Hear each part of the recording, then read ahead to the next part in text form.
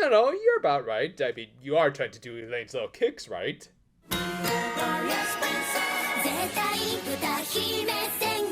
We opened this week with some first-year students watching the steps of a dancer whose hair was a lot louder than the music she was playing. Like, seriously, hot pink with a giant ponytail. JRPG leads look like NPCs compared to this girl named Mai Tanaka, who Nagase was a bit of a fan of. She, of course, expressed this in the most Nagase way possible. Never give this girl her coffee in the morning. Understandably, Mai tried to avoid this unstable little firecracker, which she did by actually dancing around her, which did effectively show how skilled of a dancer she was if she could apply it in her everyday life, and Nagase managed to pick up on it through some good visual storytelling. Though she also picked up that there seemed to be something else on her mind, and with a dance contest in the Owlsphere coming up, Nagase wondered if Mai was going to enter, or if the thing that was bothering her was going to get in the way. I mean, your VA definitely has some issues that she needs to work out. Yeah, I'm not trying to joke here or anything, just want to say, let's hope the best for her daughter. But yeah, this actually turned out to be a clever tactic to confirm that Mai had issues by goading her into just admitting it, so good on Nagase for being clever to make up for the fact that she wasn't exactly book smart, which we do appreciate in these parts. Still, Mai wasn't just gonna confide with a total stranger, so Nagase broke out the sad puppy dog eyes. Yeah, in situations like this, you just gotta get out your spray bottle. Oh, wait, this isn't water. Yeah, close enough. With that, the two men in the Owlsphere, where Mai showed off her secret dance spot, where the girl was able to open up about her issues. As it turned out, she really did enjoy dancing, especially when she was able to share her passion with others. However, kinda by that same token, she felt like she should let everyone enjoy dancers who she viewed as being far more talented than her, in particular one girl who she really admired.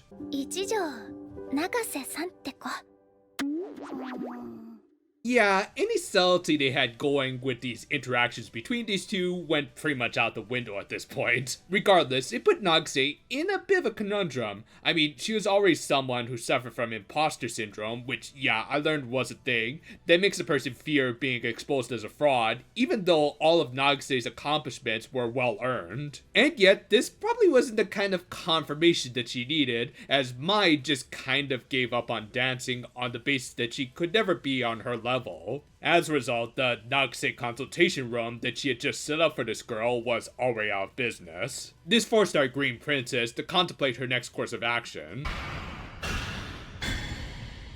What? You don't have your own set of key thinking jammies? What rock have you been living under? Still, she couldn't come up with much, and when she couldn't get advice from her cats, she almost turned to Minamo, but in a good character moment, she stopped at the last moment. Yeah, she realized this was her issue that, unintentional or not, she needed to resolve it herself. Thus, the next day, Nagase dragged Mai back into her consultation room.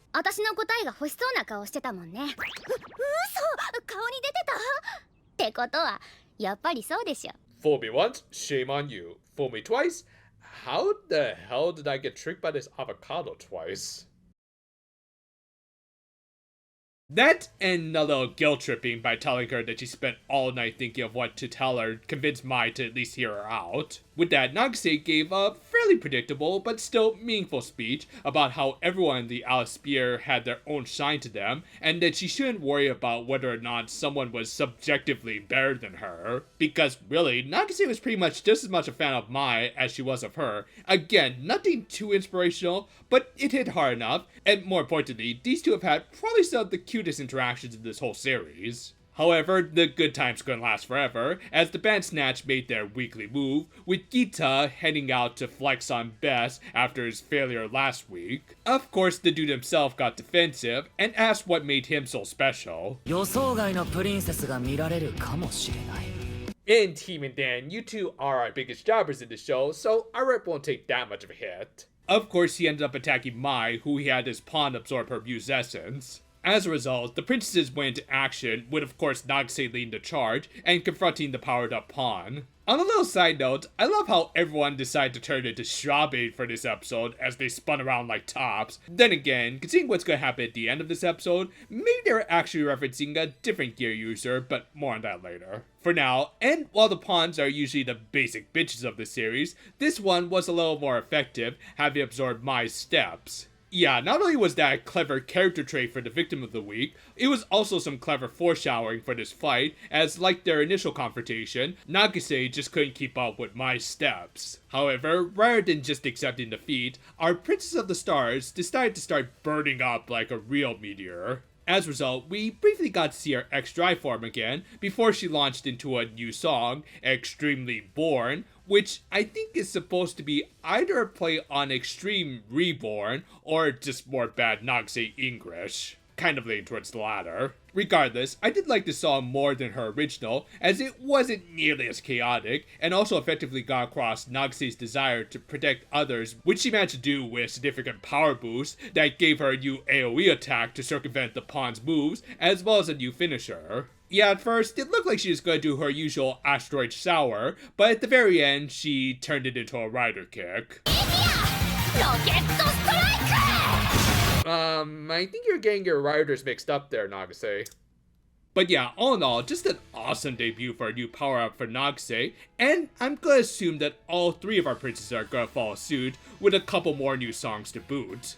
Anyway, they defeated the monster and saved Mai. And for whatever reason, they didn't show them getting Mai's shard, but we'll probably see it later or something. More importantly, it was cute to just see these two together, as they basically had become friendly rivals, with emphasis on that friendly part. Meanwhile, Gita returned to their base, but rather than chewing him out or ribbing on the dude, the band Snatch were actually more intrigued by the princess's power, showing even more signs of evolution ever since their fight with Khaleesi. Most notably, this caught the attention of their Red Queen, who finally decided to say a few things. Oh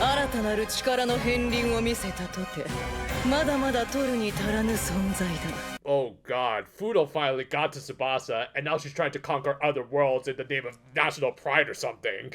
Okay, but seriously, the fact that the final boss of the show is voiced by Nana Mizuki is just amazing on multiple levels. First is the obvious Symphogear connection, and second is the very likelihood that we'll get an epic villain song out of her. But yeah, with that, the episode ended with the Red Queen taking an interest in the princesses and painting a target on them. This was a really good Nagase episode that even introduced a few new interesting plot points. We got to see the promise of some new power-ups for our princesses, and in turn, the queen slowly becoming a part of the fight. And all of this was surrounding a really strong character episode about recognizing how there always will be someone better. Personally, I kind of relate with this lesson of the week more than others, as much like Mai, I do tend to compare myself with others more than I really should. I mean, the fact of the matter is that many things are just in the eyes of the beholder, and yet when we meet someone who we think is better than us, we do end up second guessing ourselves, even though chances are that person might come to envy us in a similar or different areas of expertise. In the end, we just have to recognize that we all have our own contributions that are just as valid as anyone else's. This is all very effectively told through the story of Nagase and Mai, two girls with self-esteem issues who also really admired one another. Though fortunately, one of them recognized how counterintuitive they were being, and how there was more than enough room in the universe for a couple of shining stars. This led to a great debut for a new power-up for Nagase and new song. I'm definitely looking forward to the other princesses getting their moments too. I mean, personally, Innocent Call remains my favorite song in this series, but I do hope Minamo can surprise me. Though speaking of surprises, not only did I not expect the queen to talk, I also didn't think they'd bring in Nana Mizuki, but I'm sure as hell not complaining, as she actually has a very intimidating voice for a final boss. And overall, this is just a great spotlight episode for Nagase, and an introduction to a lot of new stuff for the series. As we said, the universe is full of stars, but it never hurts to try and shine your brightest, just as long as you don't set yourself on fire or something. Thank you for watching, and if you like gazing at the stars, well, look at our videos long enough and they start to look like stars. We've got videos coming out almost every day, and even some fun new stuff in the works. Look forward to Kamara Gab, and until then though, farewell for now my friends, and if you excuse me, I just got a little cleaning to do. Just cleaning.